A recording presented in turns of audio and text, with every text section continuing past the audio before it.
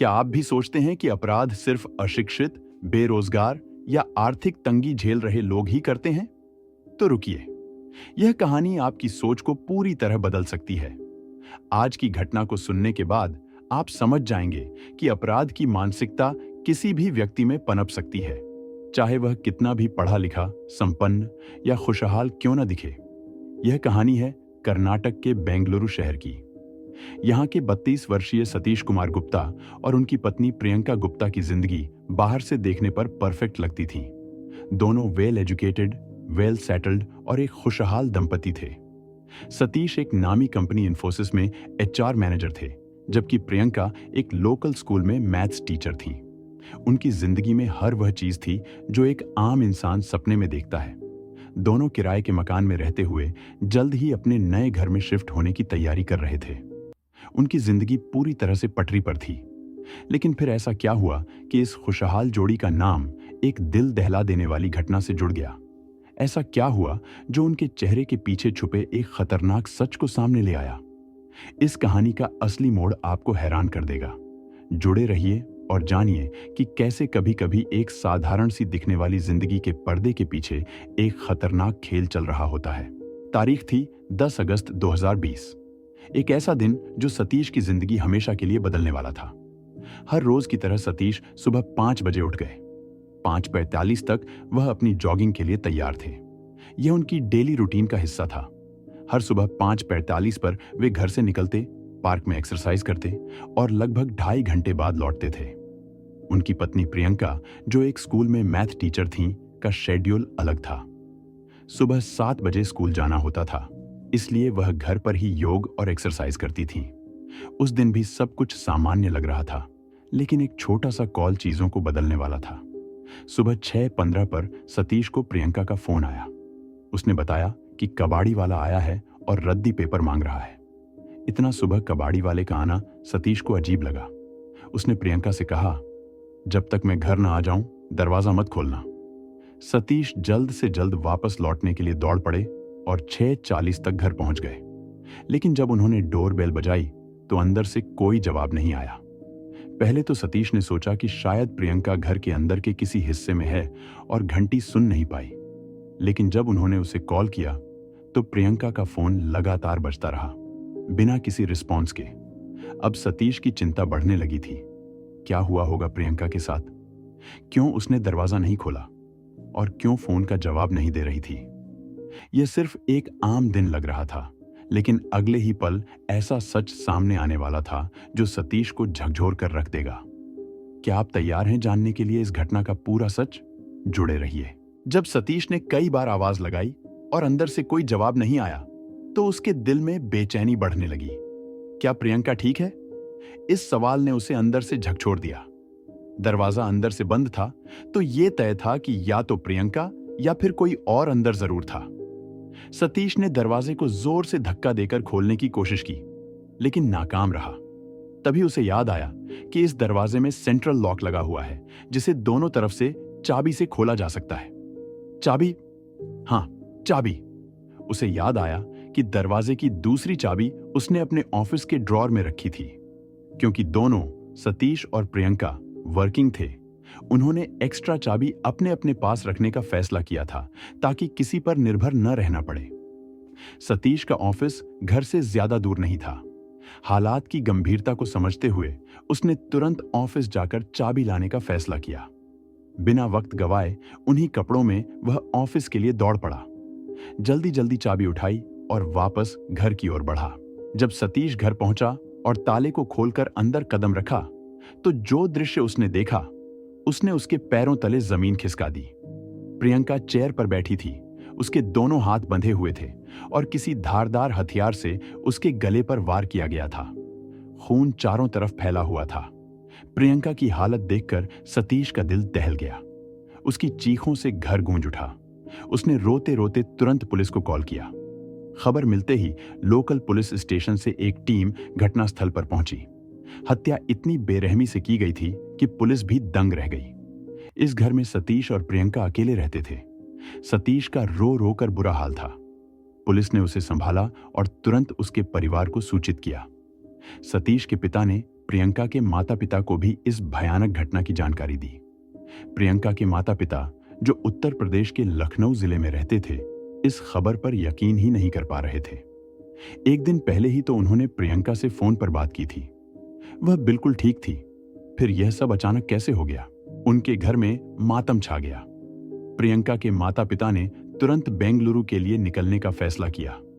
हर किसी के दिल में यही सवाल था, आखिर प्रियंका के साथ ऐसा किसने और क्यों किया? आगे की कहानी में क्या हुआ? पुलिस ने इस रहस्य को कैसे सुलझाया? जानने के लिए बने रहिए। पुलिस ने अपनी जांच तेजी से शुरू कर दी। शुरुआती पंचनामा के बाद प्रियंका के शव को पोस्टमार्टम के लिए भेजा गया और अज्ञात लोगों के खिलाफ हत्या का मुकदमा दर्ज किया गया। इस केस में सतीश की भूमिका बेहद अहम हो गई, क्योंकि घर में सिर्फ सतीश और प्रियंका ही रहते थे और घटनास्थल पर सबसे पहले पहुंचने वाला भी सतीश ही था। हालांकि प्रियंका की दर्दनाक मौत से सतीश पूरी तरह टूट चुका था। रो रो कर उसकी हालत बदतर हो गई थी। फिर भी उसने हिम्मत जुटाई और पुलिस की जांच में सहयोग देने का फैसला किया। सतीश ने पुलिस को उस सुबह की हर छोटी बड़ी घटना विस्तार से बताई।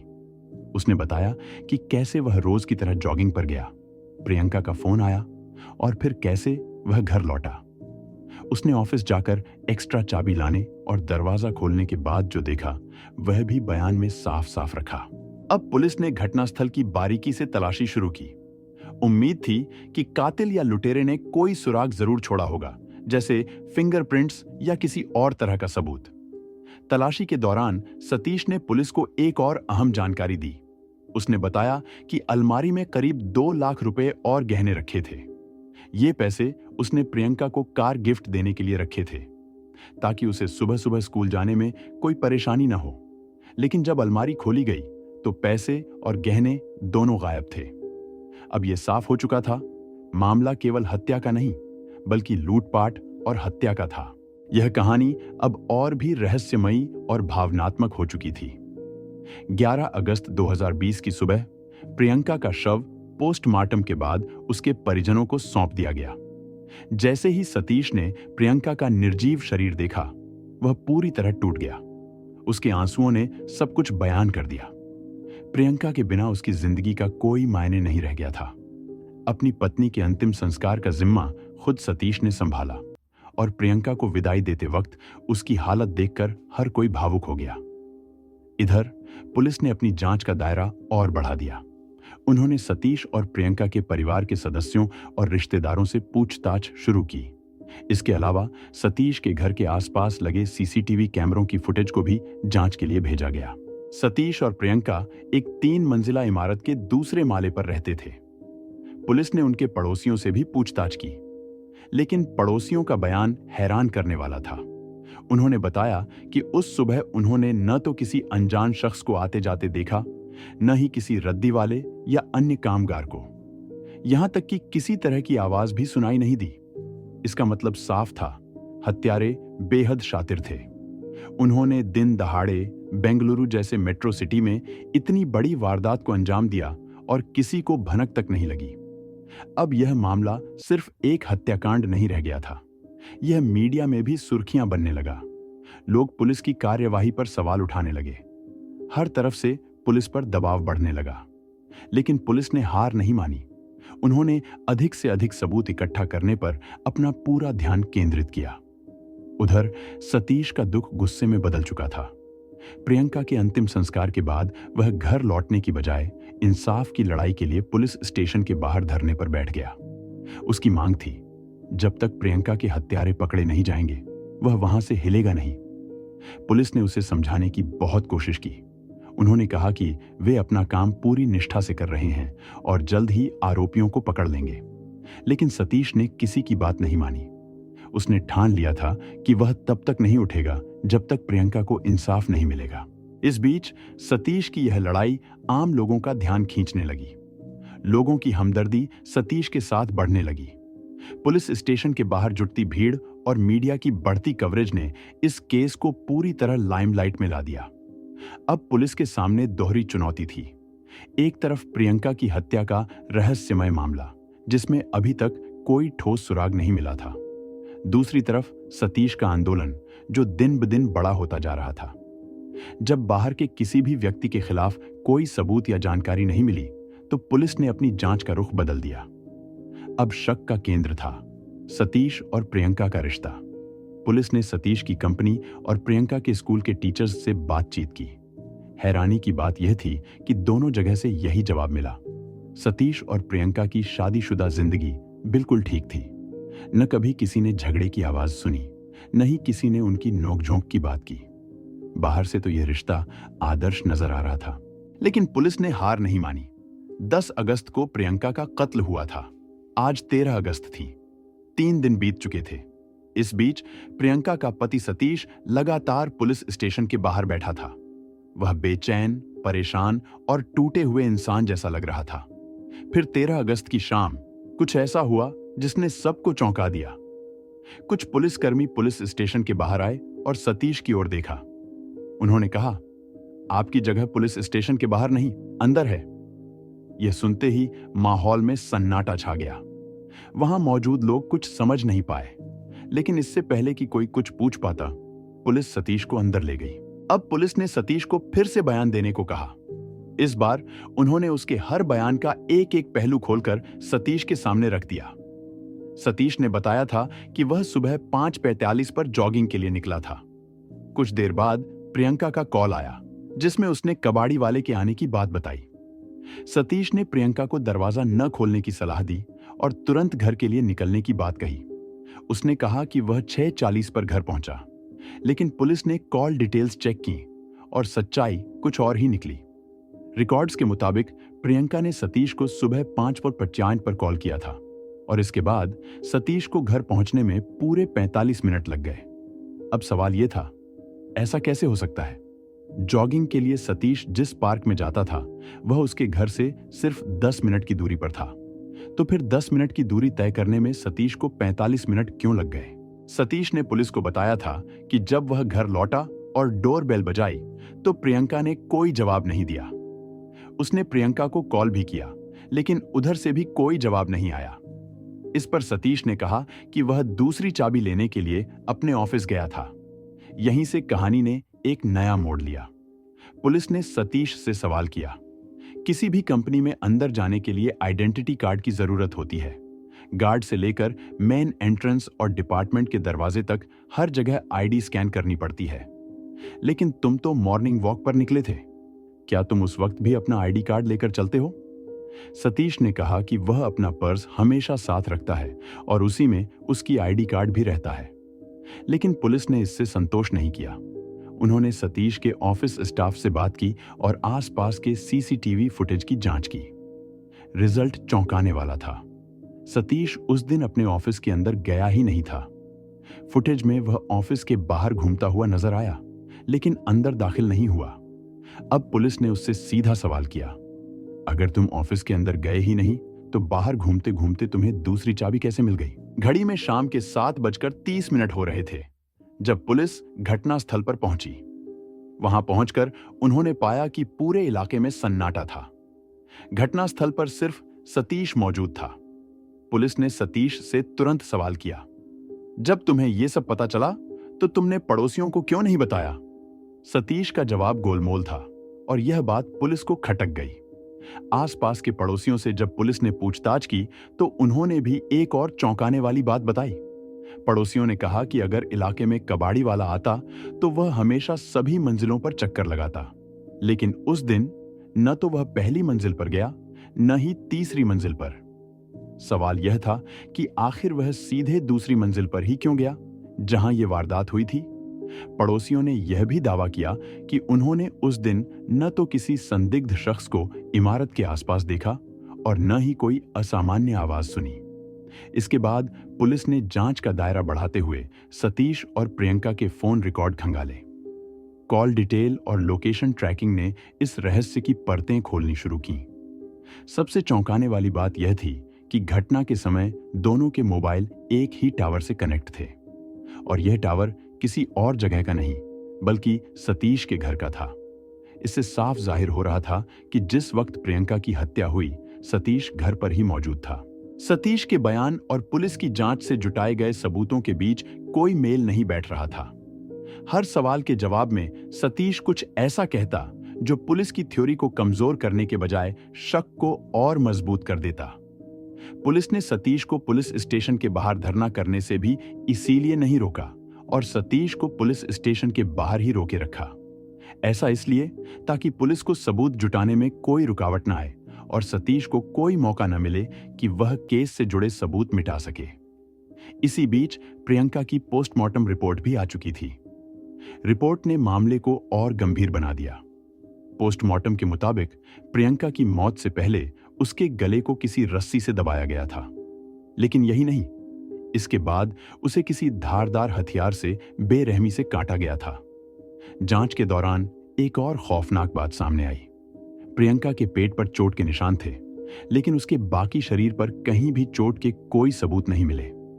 अगर यह लूटपाट का मामला होता तो प्रियंका के शरीर पर और भी चोट के निशान होने चाहिए थे, क्योंकि वह लुटेरों से लड़ने की कोशिश जरूर करती। लेकिन ऐसा कुछ भी नहीं था।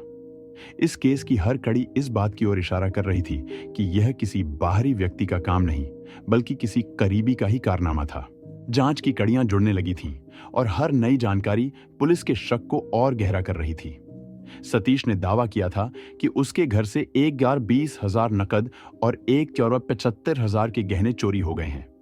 लेकिन जब पुलिस ने घर की गहन तलाशी ली तो एक चौंकाने वाली बात सामने आई। घर से 30,000 नकद बड़ी आसानी से बरामद हो गए।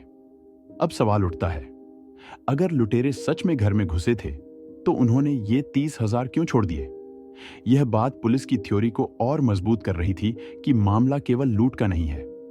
लेकिन कहानी में एक और चौंकाने वाला मोड़ आया। जब प्रियंका का शव पोस्टमार्टम के लिए अस्पताल ले जाया गया तो पुलिस ने देखा कि प्रियंका के शरीर पर उसके गहने, कानों की बालियां और हाथों की चूड़ियां सही सलामत थे। यहां पुलिस के सामने बड़ा सवाल खड़ा हो गया। अगर लुटेरे घर में घुसे थे तो वे नकदी और गहने लेकर भागे, लेकिन प्रियंका के पहने हुए गहनों को क्यों छोड़ दिया? ऐसे में कहानी का सारा फोकस सतीश की ओर घूम गया। पुलिस को लगने लगा कि लूटपाट की यह कहानी झूठी हो सकती है। पुलिस ने जब सारे सबूत सतीश के सामने रखे और उससे सख्ती से पूछताछ की तो सतीश ने आखिरकार वह सच उगल दिया जिसे पुलिस पहले से ही महसूस कर रही थी। उसने बड़ी ही आसानी से कबूल कर लिया कि प्रियंका की हत्या उसने ही की थी। लेकिन उसके इस कबूलनामे के साथ एक और बड़ा सवाल खड़ा हो गया। आखिर सतीश ने ऐसा किया क्यों? क्या यह गुस्से का नतीजा था, कोई पुराना झगड़ा, या फिर किसी लालच या डर ने उसे इतना बड़ा कदम उठाने पर मजबूर किया? सतीश के जुर्म कबूलने के बाद भी यह मामला पूरी तरह सुलझा नहीं था। अब पुलिस के सामने सबसे बड़ी चुनौती थी प्रियंका की हत्या के पीछे छिपी उस वजह का खुलासा करना जिसने सतीश को एक खतरनाक अपराधी बना दिया।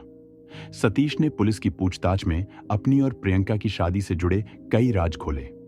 उसने बताया कि उनकी शादी 2007 में हुई थी।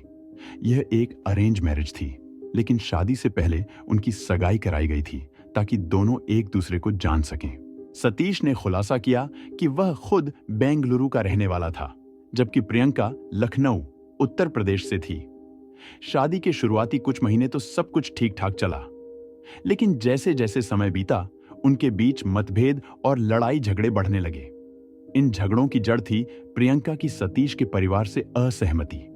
सतीश ने बताया कि प्रियंका यह बिल्कुल नहीं चाहती थी कि वह अपने माता पिता के करीब रहे। इस बात को लेकर प्रियंका इतनी असुरक्षित महसूस करती थी कि उसने सतीश के एक मामूली लॉकेट तक पर आपत्ति जताई। दरअसल सतीश के गले में एक लॉकेट था जिसमें उसके माता पिता की तस्वीर लगी हुई थी। जब प्रियंका ने यह लॉकेट देखा तो वह भड़क उठी।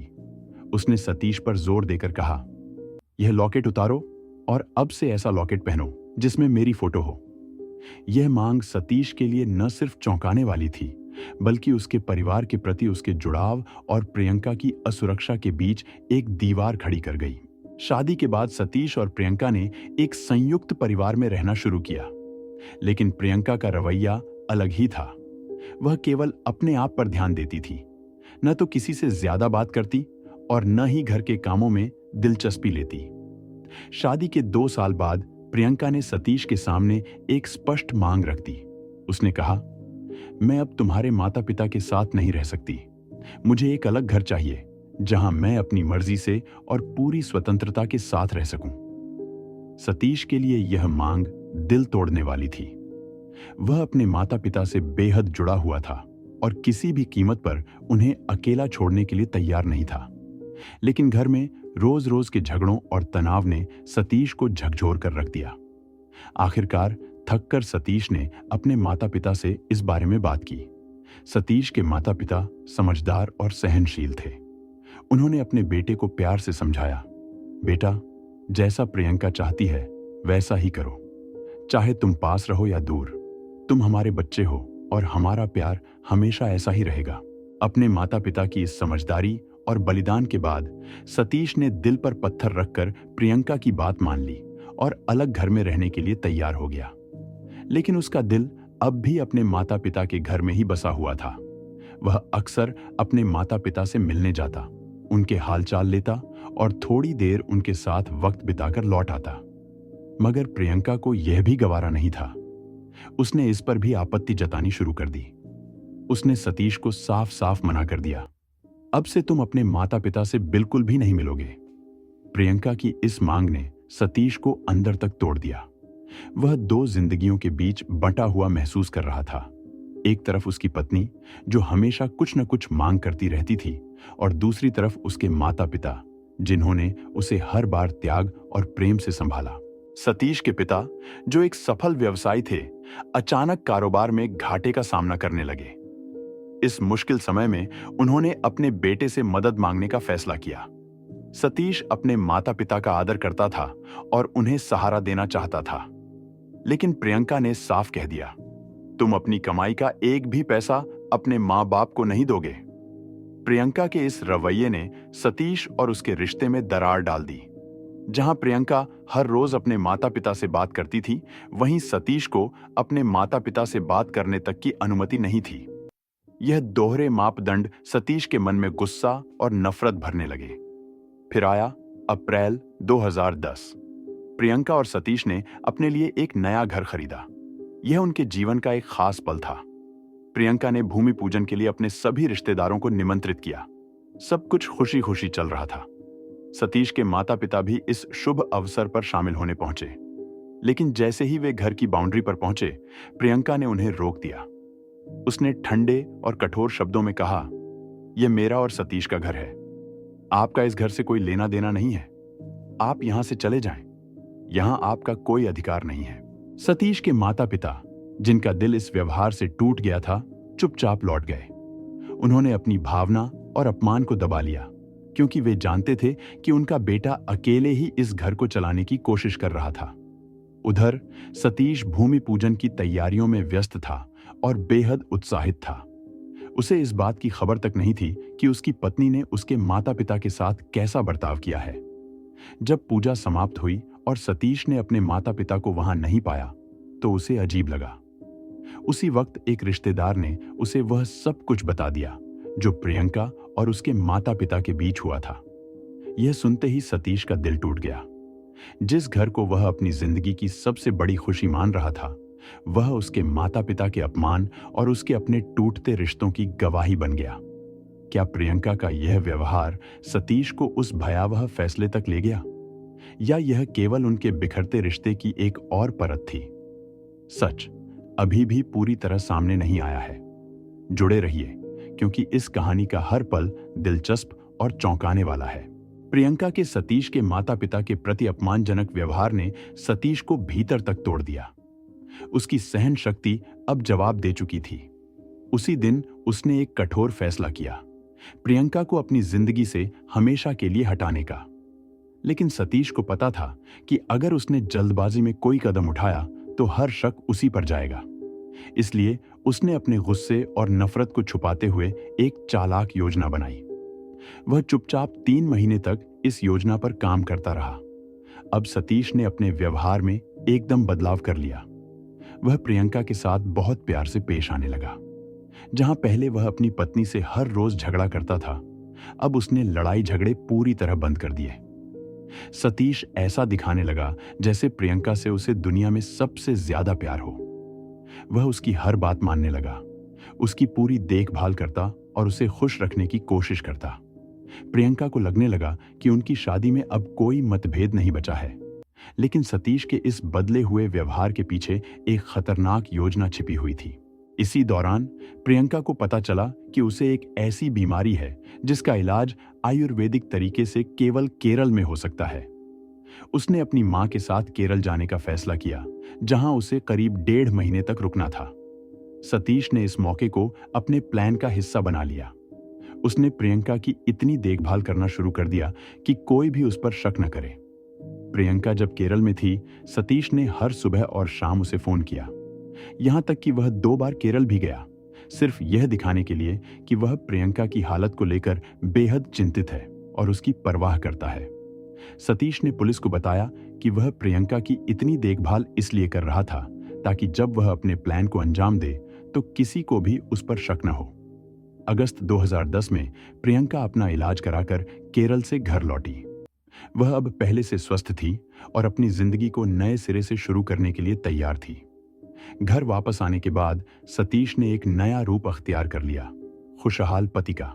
एक दिन सतीश ने प्रियंका से कहा, मैं तुम्हारे लिए एक खास तोहफा लाया हूं, लेकिन यह सरप्राइज है, इसलिए तुम्हारी आंखों पर पट्टी बांधनी पड़ेगी। प्रियंका मुस्कुराते हुए मान गई। सतीश ने उसकी आंखों पर पट्टी बांधी और उसे लिविंग रूम तक ले गया। उसने प्रियंका को सोफे पर बैठाया और कहा, अब तैयार हो जाओ, ये तुम्हारे लिए है। जैसे ही सतीश ने उसकी आंखों से पट्टी हटाई, प्रियंका ने देखा कि दीवार पर एक बड़ी सी तस्वीर लगी थी, उसकी और सतीश की साथ की मुस्कुराती हुई तस्वीर। प्रियंका इस तोहफे को देखकर बेहद खुश हुई। उसकी आंखों में खुशी के आंसू आ गए। सतीश के इस बदले हुए व्यवहार ने प्रियंका को यह यकीन दिला दिया कि अब सब कुछ सही हो गया है। लेकिन सच्चाई कुछ और ही थी। सतीश ने इस घटना को प्रियंका को खुश करने का जरिया बनाया, लेकिन असल में यह सब उसकी योजना का हिस्सा था। उसने प्रियंका को खुश रखने और उसके दिल से किसी भी शक को मिटाने के लिए यह सब किया। ऐसा ही सतीश ने 2 बार और किया। हर बार वह प्रियंका की आंखों पर पट्टी बांधता और उसे किसी न किसी गिफ्ट का बहाना करके सरप्राइज देता। प्रियंका को लग रहा था कि यह सब सतीश के प्यार का सबूत है, लेकिन सतीश के दिमाग में कुछ और ही चल रहा था। अब दिन था 10 अगस्त 2010। सुबह का सन्नाटा और सतीश का खतरनाक प्लान। सतीश सुबह 5 बजे ही उठ चुका था। उसने धीरे से अपनी पत्नी प्रियंका को जगाया। प्रियंका थोड़ी हैरानी और उन्नींदेपन में बोली, क्या हुआ? सतीश मुस्कुराते हुए बोला, सरप्राइज है, तुम्हारे लिए एक खास गिफ्ट लाया हूं। सरप्राइज सुनते ही प्रियंका की नींद छूमंतर हो गई। वो उत्साह से भर गई। जैसा हमेशा होता था, सतीश ने प्रियंका की आंखों पर पट्टी बांधी। प्रियंका ने भी अपनी खुशी छुपाते हुए सतीश का साथ दिया। सतीश उसे पकड़कर लिविंग रूम तक ले गया। वहां उसे सोफे पर बैठाया। फिर उसने कहा, इस बार तुम्हें गिफ्ट हाथों से पहचानना होगा, पर याद रखना, अगर तुमने आंखें खोल दी तो पूरा सरप्राइज खराब हो जाएगा। प्रियंका ने मजाक में कहा, तुम्हें मुझ पर भरोसा नहीं है तो मेरे हाथ भी बांध दो। और ये तो सतीश के प्लान का हिस्सा ही था। अब क्या था? सतीश ने अपने प्लान को अगले लेवल पर ले जाने की तैयारी कर ली। अब कहानी उस मोड़ पर पहुंच चुकी थी जहां सतीश का असली चेहरा सामने आने वाला था। सतीश ने पहले से ही हर छोटी बड़ी चीज की तैयारी कर रखी थी। उसने प्रियंका के दोनों हाथ नायलॉन की रस्सी से कुर्सी के साथ कसकर बांध दिए। जैसे ही वह प्रियंका के पास गया, उसने उसकी तरफ मुस्कुराते हुए देखा और कहा, तुम्हारे लिए कुछ खास है? प्रियंका पूरी तरह बेखबर उत्साहित होकर बोली, मुझे पता है सतीश, तुम मेरे लिए हीरो का हार लाए हो। लेकिन प्रियंका जिसे हीरो का हार समझ रही थी, असल में वह मौत की रस्सी थी। सतीश ने नायलॉन की रस्सी उठाई और प्रियंका के गले में डाल दी। धीरे धीरे उसने उस रस्सी को कसना शुरू किया। प्रियंका को कुछ समझ आने से पहले ही उसका दम घुटने लगा। उसके दोनों हाथ पहले ही कुर्सी से बंधे थे, जिससे वह अपना बचाव करने में बिल्कुल असमर्थ थी। सतीश ने ठंडे दिमाग और एक घातक इरादे से रस्सी को कसते ही चला गया और आखिरकार प्रियंका ने तड़पते हुए अपनी आखिरी सांस ली। लेकिन सतीश अभी भी शांत नहीं हुआ। उसके मन में एक डर था, अगर प्रियंका किसी तरह बच गई तो? वह कोई जोखिम नहीं उठाना चाहता था। उसने तुरंत एक धारदार चाकू निकाला और प्रियंका का गला रेत दिया। यह खौफनाक मंजर अंजाम देते वक्त सतीश ने हर एहतियात बरती। उसने अपने हाथों पर ग्लव्स पहन रखे थे ताकि किसी भी सतह पर उसके फिंगरप्रिंट न मिले। काम खत्म करने के बाद सतीश ने हर सबूत मिटा दिया। सतीश अब अपनी शातिर योजना के दूसरे चरण में प्रवेश कर चुका था। उसने प्रियंका के फोन से अपने फोन पर खुद ही कॉल किया। इसके बाद वह दोनों फोन लेकर जॉगिंग के बहाने बाहर निकल गया। पार्क में पहुंचते ही उसने अपने एक दोस्त को ढूंढा और जानबूझकर उसके साथ एक्सरसाइज करने लगा। सतीश की चाल साफ थी। अगर किसी दिन पुलिस की नजरें उस पर आती तो यह दोस्त गवाही दे सके कि घटना के समय सतीश तो पार्क में था। सटीक टाइमिंग के साथ सतीश 6:40 पर पार्क से अपने घर की ओर बढ़ा। गेट के पास पहुंचकर उसने बाहर से बंद गेट खोलने की एक्टिंग की, जबकि असल में गेट तो उसने पहले ही लॉक कर रखा था। लेकिन उसकी योजना यहीं खत्म नहीं हुई। अब सतीश ने अगला कदम उठाया। वह पैदल 5 किलोमीटर दूर अपने माता पिता के घर पहुंचा। वहां उसने अपने पिता की कार ली और सीधे ऑफिस यानी इन्फोसिस की ओर चल पड़ा। इन्फोसिस पहुंचकर सतीश ऑफिस के अंदर नहीं गया। वह बाहर ही थोड़ा वक्त बिताने लगा, जैसे कि वहां आने का उसका कोई साधारण उद्देश्य हो। जब उसे लगा कि पर्याप्त समय बीत चुका है तो उसने कार वापस अपने पिता के घर पार्क कर दी। लेकिन ध्यान दीजिए, सतीश ने यह सब महज तत्काल योजना के तहत नहीं किया था। उसने अपने ऑफिस से घर की दूसरी चाबी पहले ही निकाल ली थी। यानी यह हत्या और उसकी पूरी साजिश पहले से ही बेहद सोची समझी और ठंडे दिमाग से रची गई थी। लेकिन जो कहानी अब तक आपने सुनी है वह सतीश की तरफ से थी। और जैसा कि आमतौर पर होता है, कोई भी अपनी कहानी में खुद को गलत नहीं ठहराता। लेकिन क्या आप जानते हैं, असलियत कभी भी सिर्फ एक पक्ष की नहीं होती। प्रियंका, जिसकी आवाज अब हमें सुनाई नहीं देती क्योंकि वह अब इस दुनिया में नहीं रही, लेकिन इसका मतलब यह नहीं कि प्रियंका का पक्ष खत्म हो गया। हमेशा यह नहीं होता कि गलती सिर्फ एक ही पक्ष से आती है। अगर ऐसा होता तो सतीश अपनी पत्नी प्रियंका को मारने की बजाय उसे तलाक दे सकता था। दोनों अलग अलग जीवन जी सकते थे, बिना किसी हिंसा या हत्या के। लेकिन सतीश ने ऐसा क्यों नहीं किया? उसने प्रियंका को क्यों मार डाला? क्या इसके पीछे कोई ऐसा राज था जिसे सतीश दुनिया से छिपाना चाहता था? क्या सतीश ने अपनी पूरी कहानी को इस तरह मोड़ा ताकि असलियत कभी बाहर ना आए? जो कुछ भी हुआ वह सिर्फ एक हत्या नहीं थी, यह एक गहरी साजिश का हिस्सा था। कहानी में अभी भी ढेरों सवाल बाकी हैं। क्या सतीश की यह कहानी सच है या फिर इसके पीछे छिपी है कुछ और सच्चाई? प्रियंका के माता पिता से जब इस केस के बारे में बात की गई तो उनका बयान सतीश और ससुराल वालों से बिल्कुल अलग था। उनके मुताबिक शादी के महज 2 महीने बाद ही प्रियंका को उसके ससुराल वालों ने परेशान करना शुरू कर दिया था। प्रियंका की छोटी छोटी बातों पर भी उन्हें गलतियां निकालने का मौका मिल जाता। और सबसे ज्यादा चौंकाने वाली बात यह थी कि सतीश, जो प्रियंका का पति था, वह अपनी पत्नी का साथ देने के बजाय अपने मां बाप का पक्ष लेता था। एक तरफ पूरा परिवार था और दूसरी तरफ प्रियंका अकेली। प्रियंका अक्सर अपनी परेशानियों के बारे में अपने माता पिता से रो रो कर बात करती थी। प्रियंका ने बताया, मैं हमेशा अपनी बेटी को यही समझाती थी कि बेटा, अभी तुम्हारी नई शादी हुई है, समय के साथ सब कुछ ठीक हो जाएगा। लेकिन जब शादी के 2 साल बाद भी सब कुछ वैसा ही चलता रहा तो प्रियंका मानसिक रूप से परेशान हो गई। आखिरकार उसकी सहन शक्ति जवाब दे गई और फिर उसके माता पिता ने कहा, अगर यही हाल है तो तुम अपने पति के साथ कहीं और शिफ्ट हो जाओ। सतीश को बहुत मनाने के बाद वह इस बात के लिए राजी हो गया और प्रियंका अपने ससुराल वालों से कुछ दूर रहने लगी। लेकिन बावजूद इसके सतीश के माता पिता का उनकी जिंदगी में दखल कम नहीं हुआ। वे लगातार प्रियंका को मानसिक रूप से टॉर्चर करते रहे।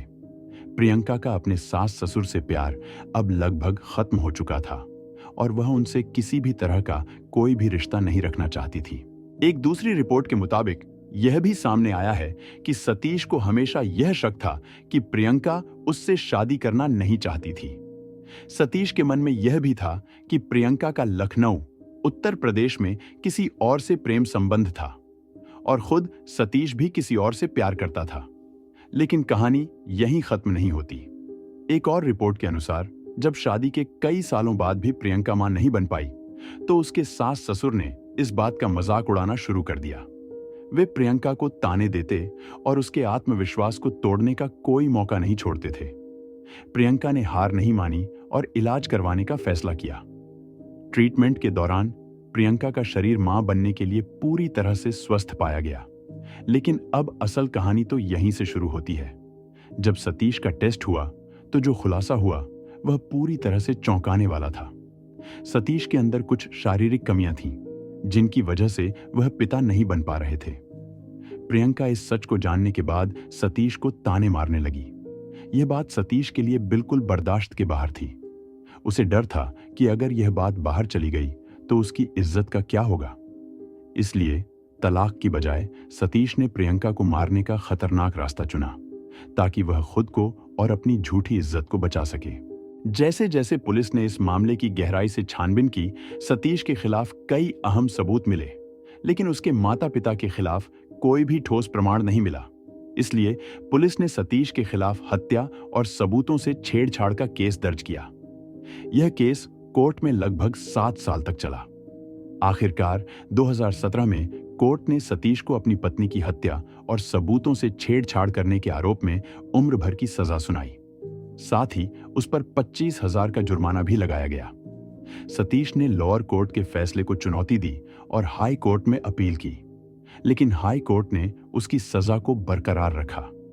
अब सतीश को सजा काटनी थी और जैसे कि जेल का नियम है, हर कैदी को कोई न कोई काम सौंपा जाता है। सतीश को कैदियों को पढ़ाने की जिम्मेदारी दी गई। जी हां, सतीश अब जेल में उन कैदियों को पढ़ाता था जो अपनी शिक्षा प्राप्त करना चाहते थे। उसकी मदद से कई कैदियों ने जेल में रहते हुए डिग्री भी हासिल की। सतीश ने अपनी अच्छे व्यवहार के कारण एक बार फिर से कोर्ट में अपनी सजा कम करने की अर्जी लगाई। हालांकि कोर्ट ने उसकी अपील को अस्वीकार कर दिया, लेकिन जो 25,000 का जुर्माना था उसे माफ कर दिया गया। आज भी सतीश जेल में अपनी सजा काट रहा है और साथ ही अपनी ड्यूटी निभा रहा है, कैदियों को पढ़ाकर। अब आपसे एक सवाल, क्या आपको लगता है कि सतीश के पास कोई और रास्ता था जिससे प्रियंका की जान बच सकती थी? अगर आपकी सोच सतीश के फैसले से अलग है तो हमें कमेंट में जरूर बताएं। अगर आपको ऐसी ही और सच्ची घटनाएं जाननी हैं तो हमारे चैनल को सब्सक्राइब करें। धन्यवाद।